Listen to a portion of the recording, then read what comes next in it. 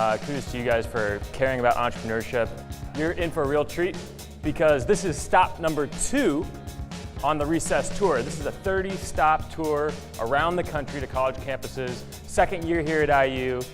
One of the things that I've seen just a lot of growth in is a lot more sort of female entrepreneurs getting started, getting founded. And I think that that hasn't necessarily been historically the case. And I think it's just because of, these hurdles are different for female entrepreneurs.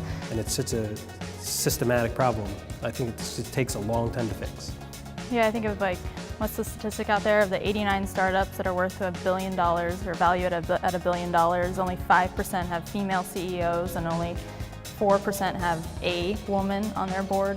So it's a problem, and I think people need to be very active about encouraging female entrepreneurs. Success is going failure to failure with the same level of enthusiasm. So in other words, just keep going and have the same amount of energy as you started. The world is actually way smaller than you think it is. Like even, the most famous guy in the venture world that you want to get in touch with, it's not near as difficult as you think it might be. I mean, there's so much social connectivity now. There's no way in the world you can't get to anybody. How important is it in that scenario, or in any scenario for that matter, to find a role model kind of along the journey? A mentor is like a lifelong relationship. I think it's important to realize that you don't have to have just one mentor.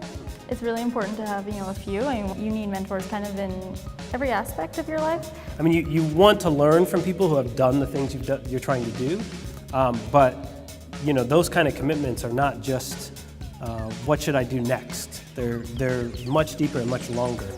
I look at the world of entrepreneurship, and I look at the world of sports, and I see a lot of parallels. And so I was able to take all the best practices that I learned from the game.